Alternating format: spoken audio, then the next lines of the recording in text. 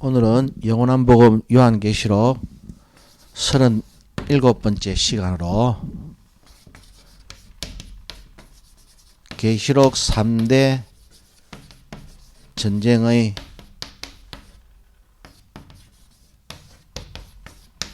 성격 비교라는 제목으로 말씀의 은혜를 나누도록 하겠습니다. 우리가 요한계시록 9장 2절의 말씀에 보면은 그 1절에서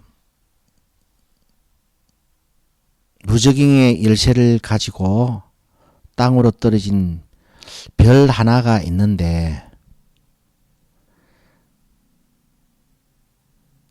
저가 무적행을 여니 그 구멍에서 큰 풀무의 연기 같은 연기가 올라오매 해와 공기가 그 구멍의 연기로 인하여 어두워집니다. 여기서 계시록 9장 2절에 보면은 해와 공기가 무엇 때문에 연기로 인해서 어두워집니다. 그런데 계시록 8장 12절에 보게 되면은 네 번째 천사가 나팔을 불 때 해 3분의 1과 달 3분의 1과 별들의 3분의 1이 어떻게 무엇 때문에 어두워지는고 하면은 침을 받아가지고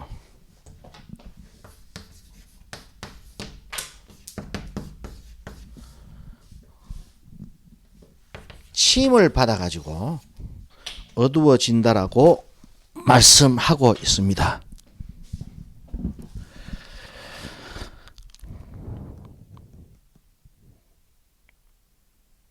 그리고 계속해서 계시록 9장 4절에 보게 되면은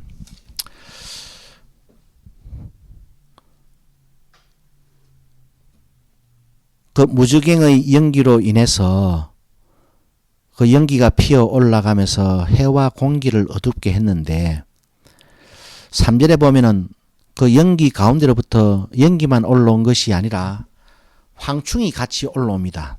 떼거지로 그 정갈의 권세를 받은 황충이 떼가 올라오는데 이 황충이 떼에게 하나님께서 어떻게 명령을 하고 있는가 하면은 땅의 풀이나 푸른 것이나 각종 수목은 해하지 말고 누구만 해하라. 무엇만 해하라. 이마에 하나님의 입 맞지 아니한 사람들만 해하라고 명령하고 있습니다. 그렇다면은 우리가 이 자연 생태계에는 전혀 해를 끼치지 않으면서 사람들만 골라 죽일 수 있는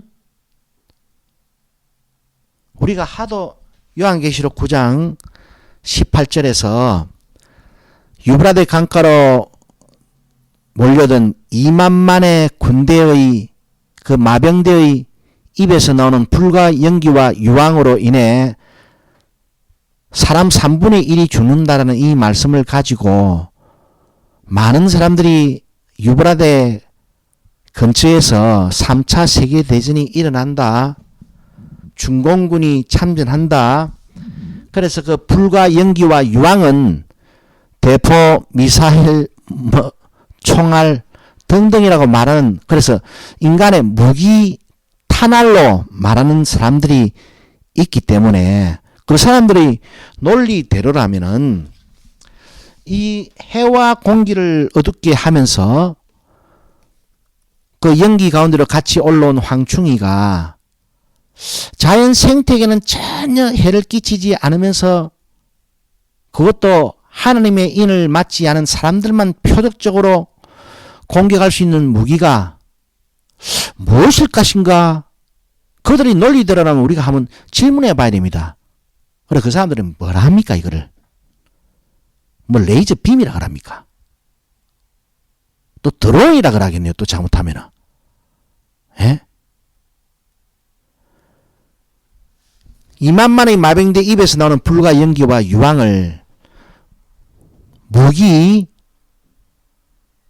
탄알로 이야기하는 무기 화염으로 이야기하는 사람들이 논리대로라면은 이 황충의 침이 그 자연 생태계는 전혀 건드리지 않고, 그러니까 풀과 푸른 것과 각종 수목은 건드리지 않으면서, 그것도 사람 중에서 하나님이 입맞지 않은 사람들만 표적으로 공개하는 이 무기는 그들의 논리라면 무엇이 되겠습니까? 아니, 거기 불과 연기와 유황은 무기고, 그러면 이거는 이 사람들, 입맞지 않은 사람들만 표적적으로 공개하는 이 무기는 그 실체가 무엇이라 생각을 합니까?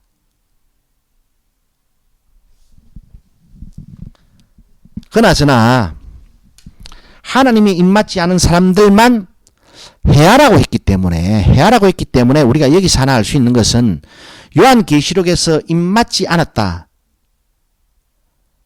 우리가 요한계시록에 보면은 14만 4천을 인을 칩니다. 그죠? 그런데 그 인을 누구 가운데서 칩니까? 이스라엘 12지파 가운데서 칩니다. 그러면은 하나님의 백성 안에서 12,000씩 인을 친다라는 말은 여기서 입맞지 않은 사람들만 해야라는 말을 그 말씀과 연관지어서 우리가 생각해 보면은 결국에는 누가 이 황충의 꼬리로 인해서 해를 받는가? 그들은 하나님의 인을 받지 않은 하나님의 백성들이 되는 거예요.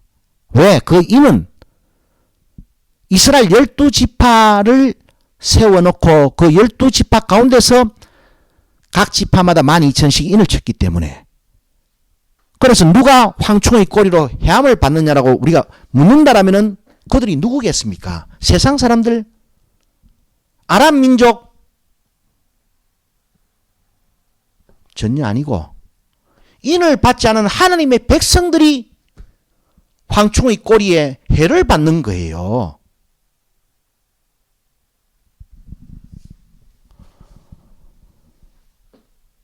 그리고 조금 더 나아가서 우리가 유심히 생각해 볼 것은 그런 무기체계가 있을 수 없잖아요. 예? 불과 연기와 유황이 인간의 무기체계다, 무기탄날이다 그렇게 말하는 사람들, 뭐 대포다, 탱크 화염이다, 고난에서 쏘는 미사일의 화염이다 라고 말하는 사람들, 어떤 인간의 그 무기체계 가운데서 자연 생태계는 전혀 피해를 보지 않게 하면서 그것도 하나님의 인을 맞지 않은 사람들만 딱 표적으로 공개할 수 있는 무기가 어떤 무기가 있습니까? 그렇다면은 계시록 9장 4절에서 풀과 푸른 것과 각종 수목은 해하지 말라 했을 때 이것이 자연 생태계를 말하는 것이 아니라 역으로 우리가 생각해 볼 것은 하나님이 입맞지 않은 사람들이 황충의 꼬리에 해를 당하니까 그들은 하나님의 인을 받은 사람들을 상징해 주고 있다라고도 우리가 한번 생각해 볼 수 있는 것 아니겠습니까?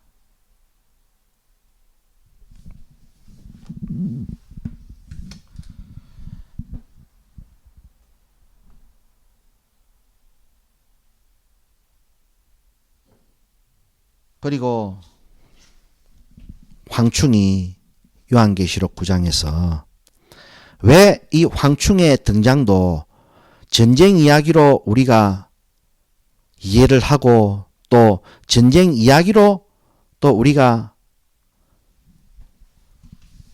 가정을 해보는고 하면은 계시록 9장에서 분명히 그 황충이 모양이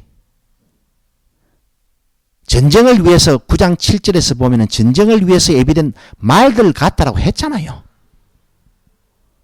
그래 황충은 실제 황충이 아니고 말들 같기도 하다 이 말입니다. 그래 그것이 연이어서 유브라데 강가로 2만 만의 마병대가 되어 뛰어나오는 환상으로 이제 겹쳐서 연이어서 사도 요한의 시야에 펼쳐졌던 겁니다. 그런데 우리가 이 황충이 먼저 등장해가지고 꼬리로 사람들만 해한다고 했는데, 그러면은 요한계시록 9장 18절에서 마병대 입에서 나는 불과 연기와 유황이 인간의 무기 탄알이라고 말을 한다라면은, 그러면은 이 사람들을 죽이는, 사람들을 해하는 황충의 꼬리는 그럼 또 어떤 무기 체계를 말하는 것입니까? 우리가 이렇게도 물어보고 저렇게도 물어보자 이 말입니다. 이 황충과 관련해서 구약의 선지서인 요엘 선지자는 요엘서 1장 4절에 여러분들이 익히 잘 알고 있는 말씀이 있지 않습니까? 제가 한번 찾아서 제가 한번 읽어보면은,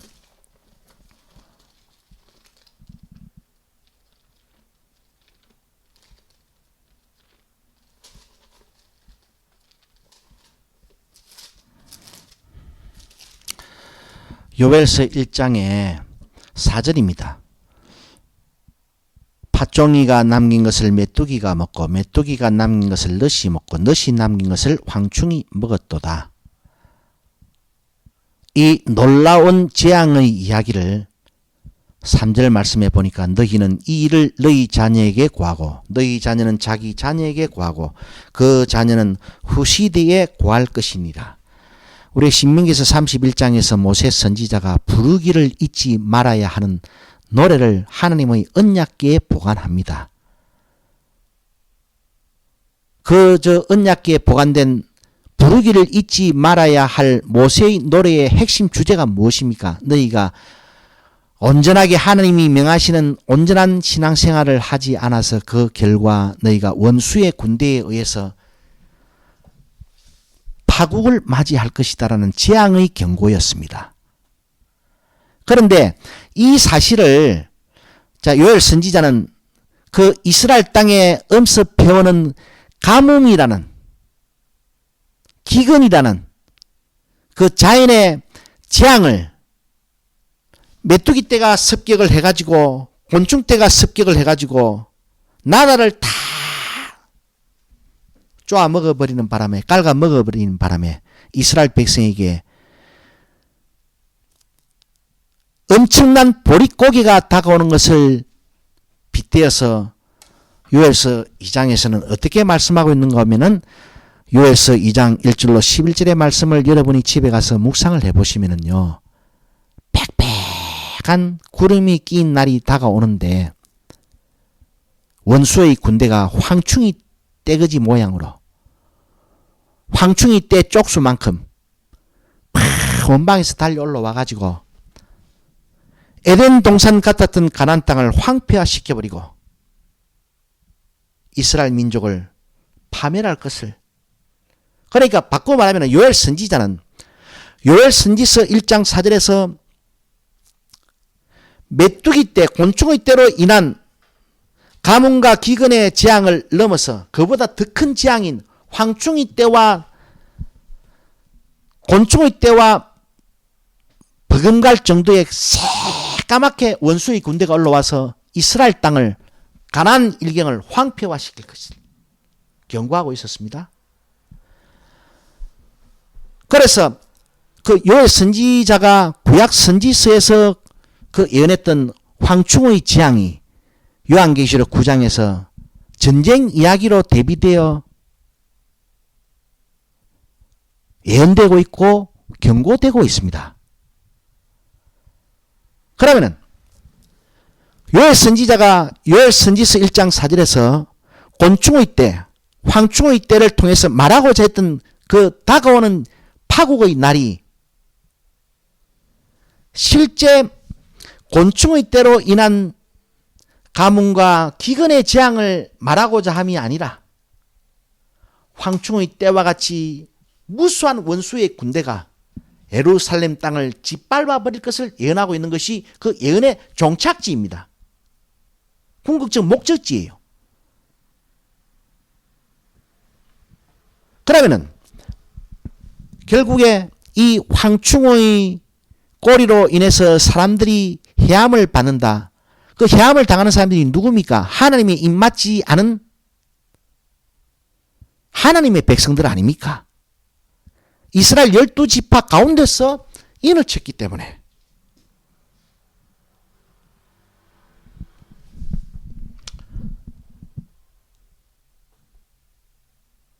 결국 이 요한계시록 9장에서 이 황충의 때는 신약에서 경고한 원수의 때거지를 상징해 주고 있습니다. 황충의 때의 환상을 통해 가지고 궁극적으로 무엇을 경고하고자 하십니까? 그와 같이 교회에게도 하나님의 원수가 하나님의 백성을, 입맞지 않은 하나님의 백성을, 세상 사람들이 아닙니다. 입맞지 않은 하나님의 백성. 왜? 하나님의 인을 14만 4천 인을 칠 때 세상 사람들 가운데서 인을 친 것이 아니라 하나님의 백성 이스라엘 12지파 가운데서 인을 쳤기 때문에 인을 맞지 않은 하나님의 백성을 심판하기 위한 도구로서 황충의 때와 같은 원수의 군대가 지금 경고되고 있는 거예요. 그래서 우리가 이제 다음 시간에 살펴볼 것이 신약에서는 누가 원수인가를 우리가 이제 살펴볼 겁니다. 결국에 요한계시록 9장에서 황충의 출현으로 인해서 황충의 때의 출현으로 인해서 해를 입는 또 2만만의 마병대의 출현으로 인해서 죽임을 당하는 사람들, 그 사람들은 과연 누구일 것인가? 결국에 이 황충의 전쟁과 마병대의 전쟁을 통해서 무엇을 지금 경고하고 있는가 하면은 하나님의 원수가 사람들을 죽인다라고 결론을 내릴 수가 있는 거예요.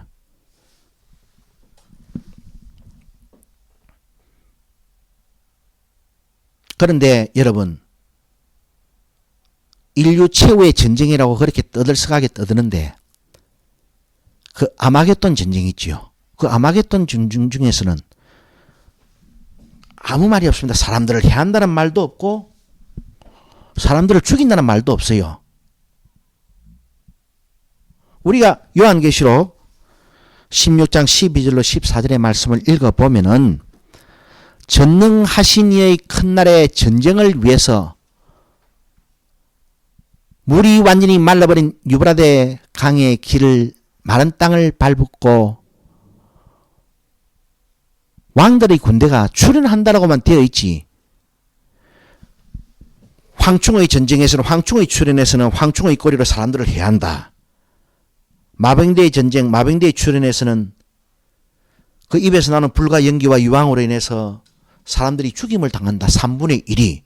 등등 이렇게 말이 나와 있는데 그 우리 전부 다가 뭐 그 인류 최후의 마지막 전쟁이라고 호들갑을 떠는 그 아마겟돈 전쟁에는 사람들이 뭐 몰살을 당했다 뭐 이런 말도 전혀 없습니다. 거기서는 사람들이 죽임을 당했다.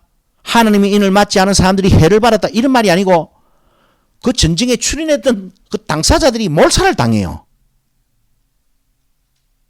왜? 그들이 싸우러 마지막 대상이 예수 그리스도이기 때문에 그렇습니다.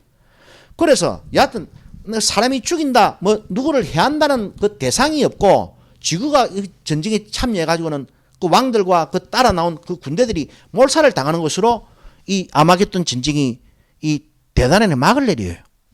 우리가 그래서 요한계시록 19장에서 이제 읽어보게 되면 11절과 16절 말씀까지를 한번 읽어보세요. 거기서 읽어보면은 전능하신 이의 큰 날이라는 것은 예수 그리스도의 재림의 날입니다. 예수 그리스도의 재림의 날. 그리고 구약에서 여호와의 날은요, 심판의 날입니다. 하나님의 백성을 심판하면서도 또한 하나님의 백성 가운데 구원받을 백성들에게는 구원을 주시는 날이 하나님이 이 땅에 오시는 날, 하나님의 큰 전쟁의 날로 모든 선지자들이 예언을 했습니다.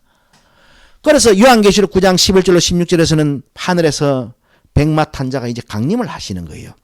강림을 하시는데 또 요한계시록 16장 12절로 14절에서 뭐 사람들을 해하는 것도 아니고 사람들을 죽이는 것도 아닌데 뭐 왕들이 출현했다. 아마겟돈 골짜기로 모여왔다.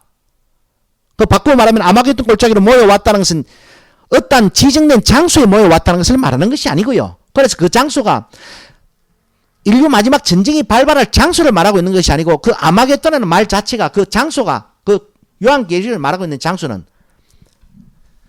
전능하신 이의 큰 날에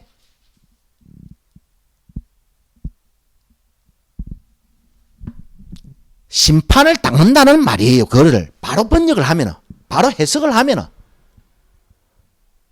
근데 오늘까지 요한계시록을 해석하는 사람들이 전부 다가 그 장소에서 인류끼리, 지구끼리 전쟁을 한다.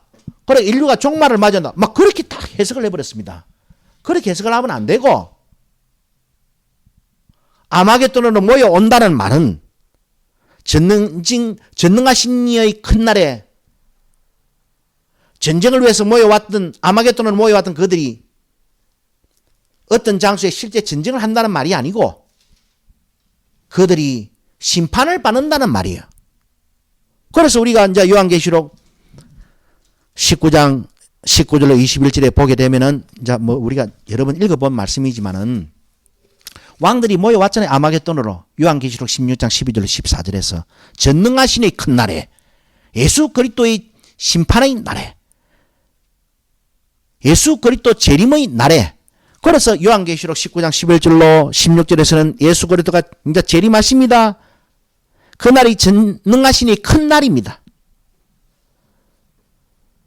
그 재림의 날에 그 인간 대통령들하고 인간 군대들하고 싸움을 하신다는 말이 아니고 그들을 심판하신다는 말이에요. 그래서 그 요한계시록 16장 12절로 14절에서 아마겟돈을 모여왔던 그 왕들, 그들이 이제 요한계시록 19장 19절로 21절의 말씀에서 이제 처참하게 심판을 당하는 모습을 공중의 새들의 밥이 되어가지고 고기로 뜯겨 나가는 것으로 이제 그 심판의 참상을 말씀해주고 있는데, 우리가 요한계시록 19장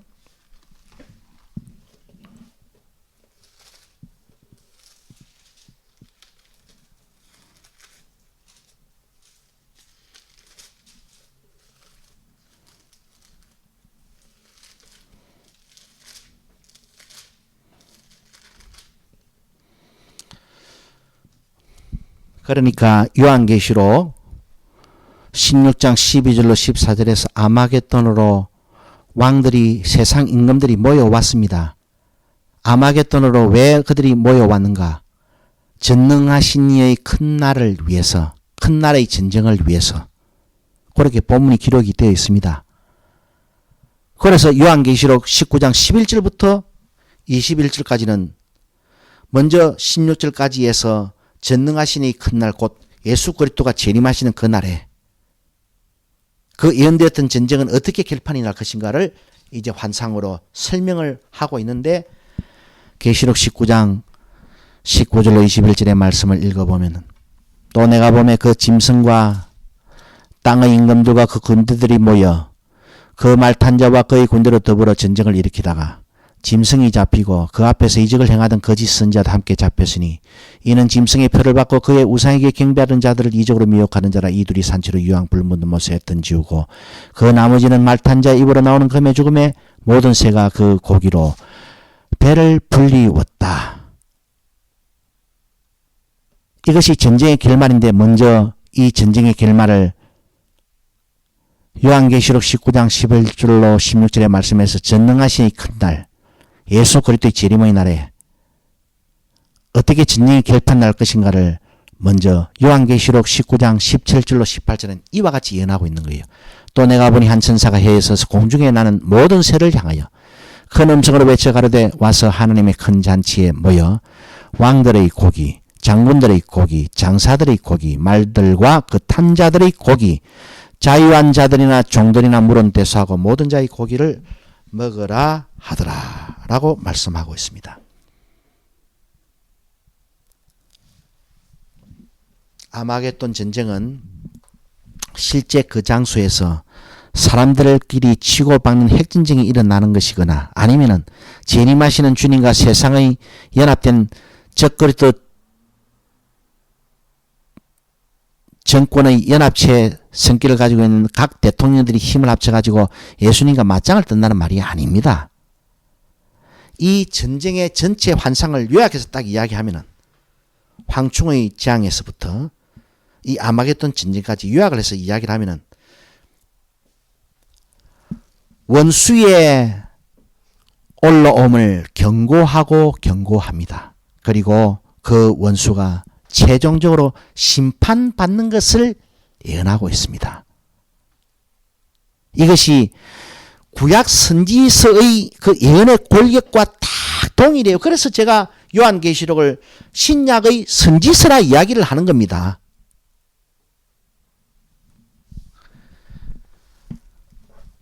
제가 한 가지를 더 말씀드리겠습니다.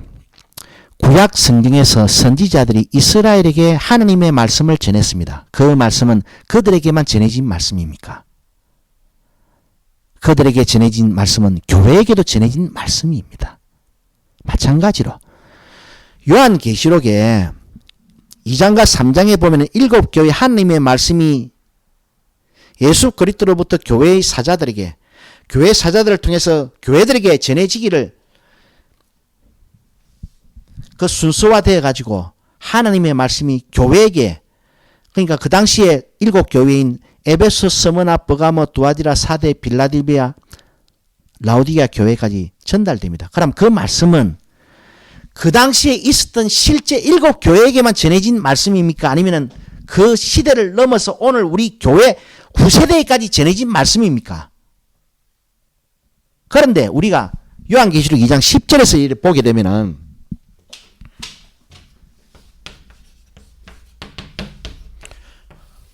이 스무나 교회에게 10일 동안 환난을 받는다고 했습니다.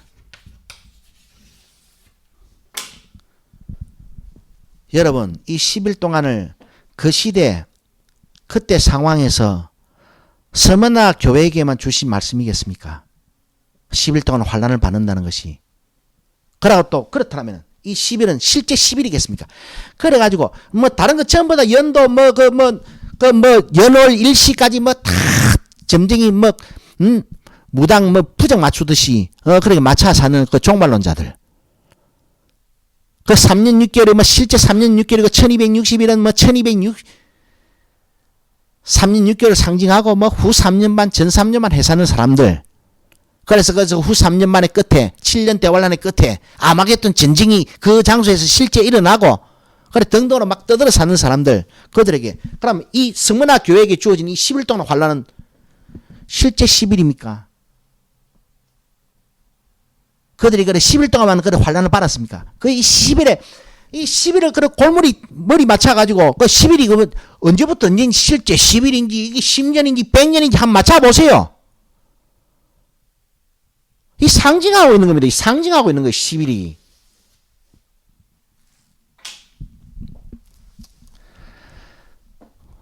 오늘 강의의 말씀을 맺겠습니다. 오늘 강의에서 이 낱말 구절 하나 다 풀어가지고 말씀할 수 있는 건 없고 전체적인 감각을 가지고 우리가 말씀을 결론을 내려보면은 계시록은 시간 순서로 이해를 하면 안 되고 사건 순서로 이해를 하면 안 됩니다. 실제 어느 시점 어느 때에 어떤 사건으로 그렇게 이해를 하면 안 되고요. 그 모든 형상을 하나님의 말씀으로 하나님이 무엇을 경고하고 있는 것인가, 하나님이 무엇을 말씀하고 있는 것인가로 해석이 되어 교회에게 들려져야 그것이 요한계시록의 본질적 기능을 다하는 것입니다. 자꾸 쓸데없이 3년 6개월이니 전 3년 반이니 후 3년 반이니 1260일이니 그런데 숫자 맞춰 썼다가 그러면은 거룩한 성 세루살렘의 그 치수도 그럼 실제 치수로 적용시키세요.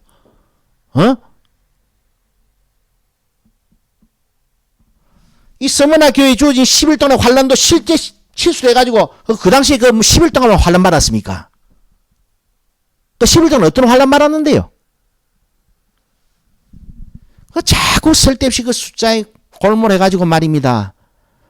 모든 것을 시간 순서로, 시간 개념으로. 사건 순서로, 실제 사건으로, 실제 명칭으로 그렇게 요한계시록을 풀어가지고 선지자 노릇하면서 그래 까불고 돌아다닐 때가 아닙니다.